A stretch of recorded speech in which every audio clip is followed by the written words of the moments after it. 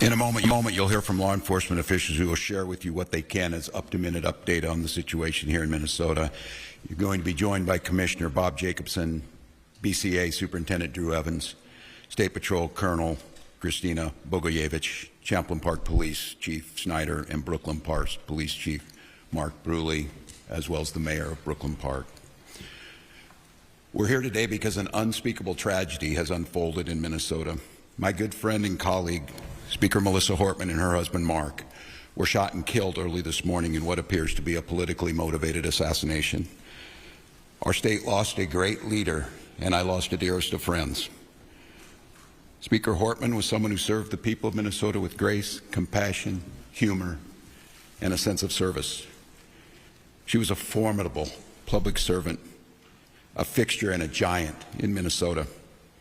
She woke up every day determined to make this state a better place. She is irreplaceable, and we've been missed by so many. Minnesota's thoughts and prayers are with her family, her loved ones, her children, and her parents. My prayers also go out to State Senator John Hoffman and his wife Yvette, who were each shot multiple times.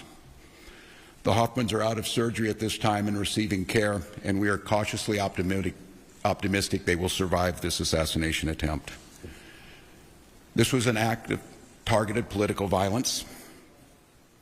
Peaceful discourse is the foundation of our democracy. We don't settle our differences with violence or at gunpoint.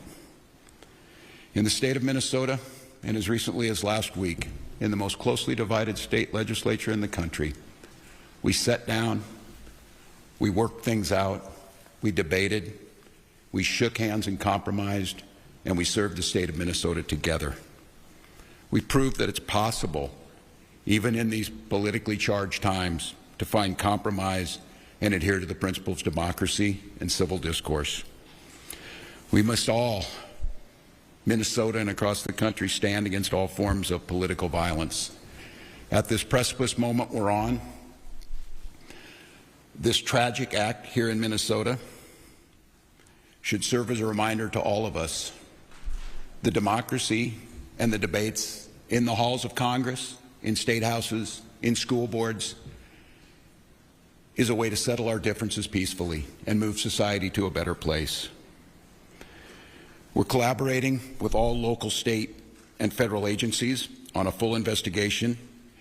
We're committed to keeping Minnesotans informed as the situation continues. I assure you that those responsible for this will be held accountable, and each and every one of us are committed to making sure that a tragedy like this never repeats itself in Minnesota or across this country.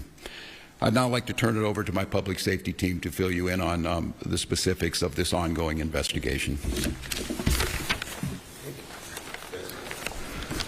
Thank you, Governor, and thank you everyone for being here today. My name is Drew Evans, and I'm the Superintendent at the Minnesota Bureau of Criminal Apprehension. I want to start by just expressing our deepest sympathies to the communities, the family, the friends, and everybody that cared about the individuals that were gunned down today. When we have individuals like this in our political leadership, they're not only political leaders, but they're members of the community, well-known members of the community, that the tragedy in a situation like this is not only for them, their friends and families, but us collectively, the communities they represent, us as a state of Minnesota as a whole. About 2 a.m. this morning, there was an original call in the city of Champlain where there was an individual that had shot Senator Hoffman and his wife. Police responded to that location. They were dealing with that and working through that process overnight. And then later on, at approximately 3:35, another call came in when it was officers proactively checking because they knew of the incident that occurred, and they were going to check on Speaker Hortman at that time, at which time Brooklyn Park police officers encountered the individual who immediately fired at them, and they exchanged gunfire, and then the individual was able to escape during that exchange of gunfire. At the residence in Champlain, there was life-saving measures that were provided there.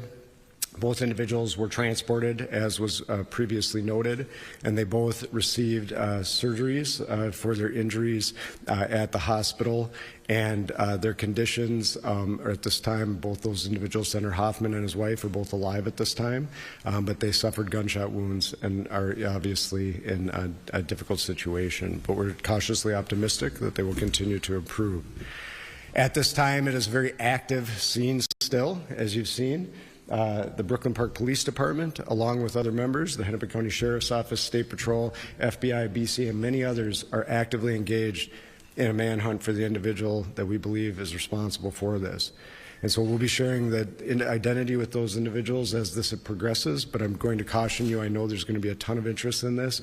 We're not at the position we can do that as we're actively searching for that individual. Right now, just as noted, we have teams. Hennepin County Sheriff's Office and Champlain are working at the scene there that occurred there, and then we are also, as we're stabilizing this between Brooklyn Park, working on the homicide investigation with Brooklyn Park Police, the BCA, FBI is assisting there as well, and we'll be conducting a crime scene investigation there. And then the individuals that were killed will be doing autopsies of those individuals to determine the extent of their injuries and how they passed away. But it was from gunshot wounds. At this time, I will answer questions after Commissioner of Public Safety Bob Jacobson speaks, but we'll be happy to take a few questions.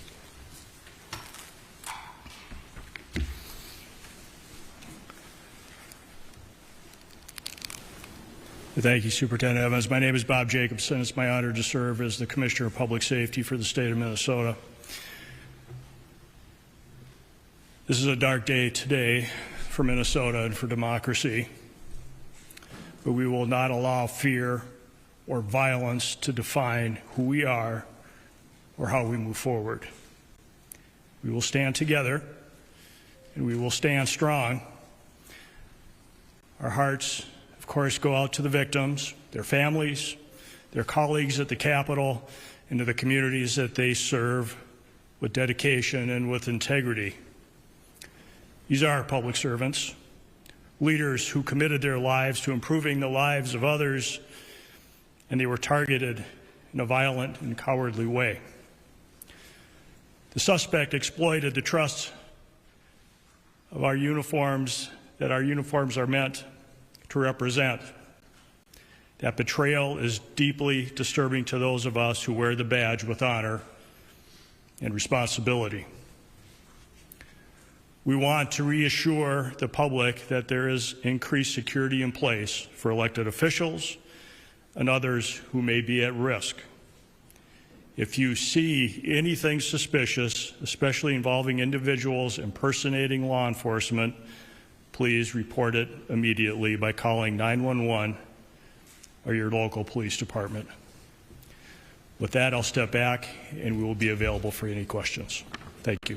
One reminder, please, as you ask your first questions, please don't forget to introduce yourselves, your media organization, and to the folks answering the questions, please don't forget to repeat the question. So can you say it one more time? So you were just going to proactively check on Speaker Emeritus Hortman, and then police there encountered the gunman or someone with a gun and exchanged gunfire. Can you just go over that one more time, please? I can. Good morning. Police Chief Mark Bruley, Brooklyn Park Police Department. The question is, how did we get to Representative Hortman's house, and it was proactively or not. The circumstances that unfolded in Brooklyn Park this morning is that we assisted the Champlain Police Department on a shooting. That shooting was made aware by one of our sergeants that it was at Senator Hoffman's home. In hearing that very intuitive sergeant asked our officers to go check on Melissa Hortman's home, the representative that lives in our community, just proactively as due diligence to swing by. That police officer and his partner pulled down the street when they arrived at Melissa's house. They noticed that there was a police vehicle in the driveway with the lights, emergency lights on, and what appeared to be a police officer at the door coming out of the house. When our officers confronted him, the individual immediately fired upon the officers, who exchanged gunfire, and the suspect retreated back into the home. Was this an actual police officer or an impersonating police officer? Yes, the question is, was it a real person or a person impersonating a police officer. It was not a real police officer. This is somebody that clearly had been impersonating a police officer, again, using the trust of this badge and this uniform to manipulate their way into the home. So Chief Burley, janitorial Pair 11, the person not only was wearing a badge posing as a police officer, when they approached their victims, they had a car with lights and sirens? Yes, the question is what kind of vehicle and how were they dressed? They did drive a vehicle that looked exactly like an SUV squad car. It was equipped with lights, emergency lights that looked exactly like a police vehicle. And yes, they were wearing a vest with taser, other equipment that would, a badge very similar to mine, that no question if they were in this room, you would assume that they are a police officer.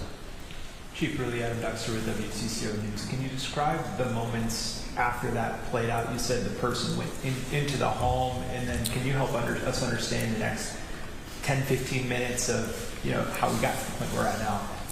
Yeah, briefly, although I'm just going to remind us that this is an absolutely active investigation. We have thousands of people sheltered in place in the city of Brooklyn Park right now. We are in an extensive manhunt involving hundreds and hundreds of police officers and SWAT teams searching, gridding off areas as we believe confidently the suspect had fled out the back of the house after being confronted by the police.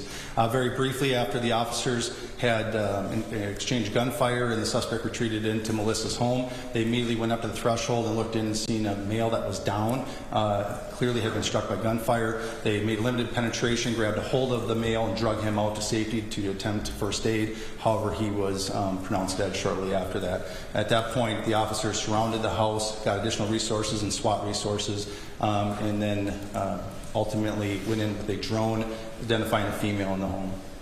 How far apart are the two scenes? About 8 miles? I would say, yeah, somewhere around 5 or 6 miles apart. How much do you know about did the person that was impersonating the officer who allegedly shot these people, did they knock on the door and people came to the door, or the person break into the home? Yeah, it was knocking on the door and asking the person to come out, absolutely impersonating a police officer. Do you all have the suspect's car? We do have the suspect's car. Suspect is on foot. That is what the large-scale search is currently going on.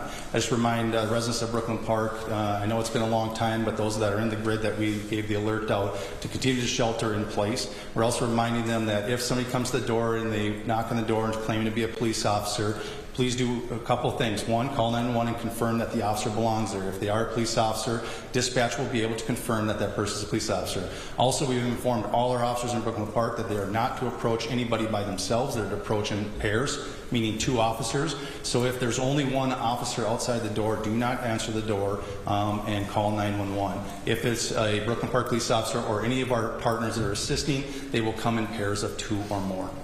Do you know if the gunman Detain said someone? I'm sorry, one at a time. Do you know if the gunman said anything, like when he knocked on the door? Did he say anything to like Senator Hoffman or anything? You know? We do know that he did, but I'm going to hold that back as part of the investigation right now. You guys did detain someone for information? Is that accurate? This is a very large-scale search, so we have detained several people and questioned them, but we do not have anybody in custody at this time.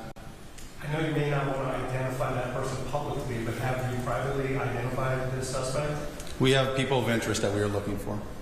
Michelle Griffith, Minnesota Reformer. Other than that, these are 2 Democratic lawmakers. Is there anything else to suggest that this is politically motivated? Again, I'm going to hold back most of the information. This is part of the investigation to be completed. This is rapidly evolving, just occurred a few hours ago, and we're trying to sort it out. We have partners from the FBI, the BCA, the Henry County Sheriff's Office, and almost every suburban agency in our community helping us with this. So it's very complex and working on it.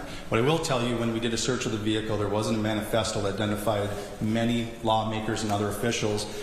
We immediately made alerts to the state who took action on alerting them and providing security where necessary, and that's about. I'll stop there. Chief, thank you very much. We're going to take one more question.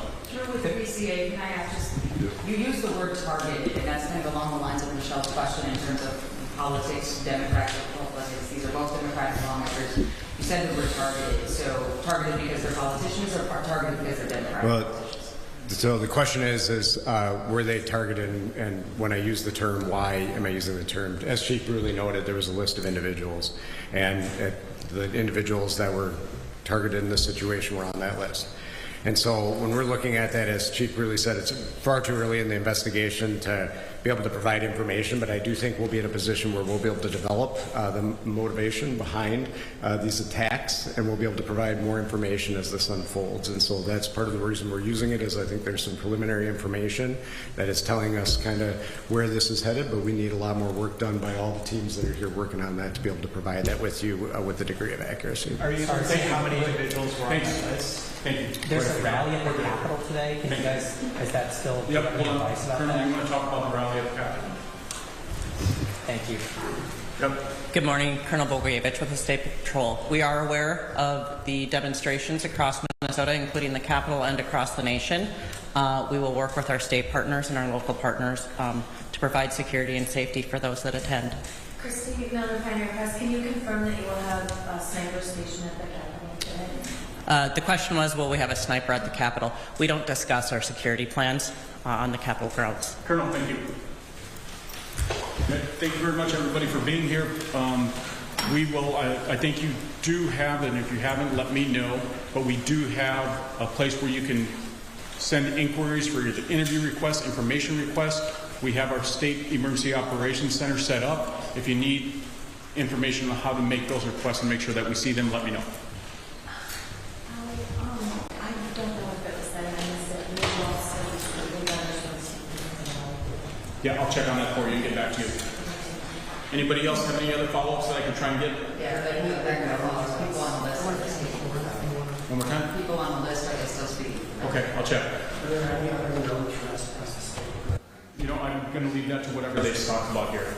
I myself, I think what you heard mentioned here is talks about a list that maybe was found. I haven't seen that, so I can't really answer that question. Do you know the last list they saw? Or did they have? I don't. Yeah, all that's investigative. We're not going to get into that at all. Thank you for asking. I do appreciate the question, Jim, as you know. Again, investigative. As many of you know, I used to be on your side of the table. I appreciate the question. We're not going to get into that. Will you be coming back and letting us Yep. know? Give me 1 second. Give me like 2 or 3 minutes, and I'll try and get it. So the question, as I understand it, is, will Governor Walz still be speaking at the event? And others who are expected to speak, will they be there as well? Is that true? Correct. All right. I'll be back as soon as I can.